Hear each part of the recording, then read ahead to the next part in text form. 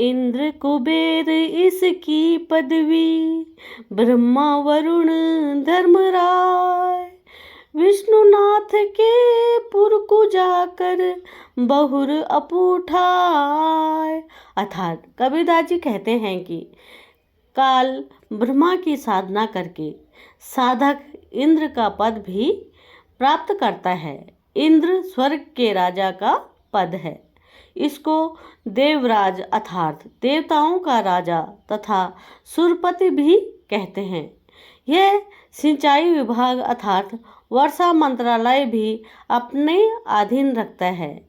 इंद्र स्वर्ग के राजा के पद पर 72 चौकड़ी अर्थात 72 चतुर्युग तक बना रहता है। ऐसे 72 चतुर्युग तक वह साधक इंद्र के पद पर स्वर्ग के राजा का सुख भोगता है। एक कल्प अर्थात ब्रह्मा जी के एक दिन में जो 1008 चतुर्युग का होता है, 14 जीव इंद्र के पद पर रहकर अपना किया पुण्य कर्म भोगते हैं।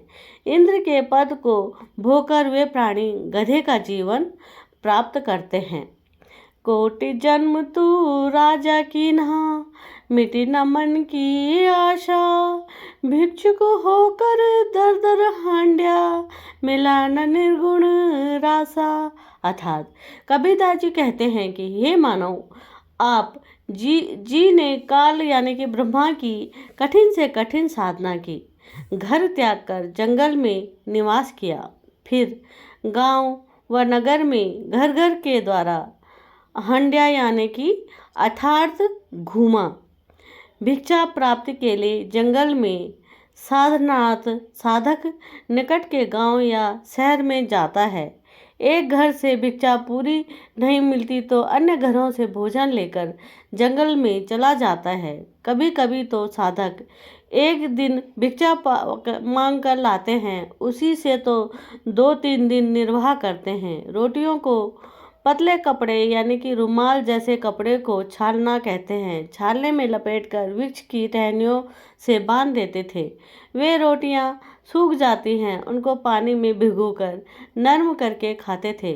वे प्रतिदिन भिक्षा मांगने जाने में जो समय व्यर्थ होता था, उसकी बचत करके उस समय को काल ब्रह्मा की साधना में लगाते थे।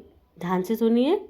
भावार्थ है कि जन्म मरण से छुटकारा पाने के लिए अर्थात पूर्ण मोक्ष प्राप्ति के लिए वेदों में वर्णित विधि तथा लोक वेद को से घोर तप करते थे। उनको तत्वदर्शी संत न मिलने के कारण निर्गुण रासा अर्थात गुप्त ज्ञान जिसे तत्व ज्ञान कहते हैं, वह नहीं मिला।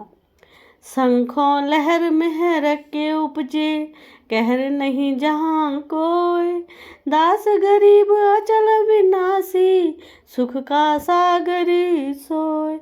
अर्थात जिस समय में लेखक यानी कि कबीरदास जी अकेला होता हूँ तो कभी कभी ऐसी हिलोर अंदर से उठती है। उस समय सब अपने से लगते हैं, चाहे किसी ने मुझे कितना ही कष्ट दे रखा हो, उसके प्रति द्वेष भावना नहीं रहती, सब पर दया भाव बन जाता है। यह स्थिति कुछ मिनट ही रहती है, उसको मेहर की लहर कहा जाता है। सतलोक यानी कि अर्थात सनातन धर्म धाम में जाने के पश्चात प्रत्येक प्राणी को इतना आनंद आता है, वहाँ पर ऐसी असंख्य लहरें आत्मा में उठती रहती हैं। जब वह लहर मेरी आत्मा से हट जाती है तो वही दुखमय स्थिति प्रारंभ हो जाती है। उसने ऐसा क्यों कहा, वह व्यक्ति अच्छा नहीं है, वो हानि हो गई है, यह हो गया है, वह हो गया है, यह कहर दुख की लहर कहीं जाती है। इस सतलोक में असंख्य लहर मेहर अर्थात दया की उठती हैं। वहाँ कोई कहर भयंकर दुख नहीं है। मन तू चले रे सुख के सागर, जहाँ शब्द सिंगुरत कर, कोटि जन्म तो है भ्रमत होंगे, कुछ नहीं हाथ लगा रे, कुकर छुकर खर भया बोरे, कौवा हंस बुगारे।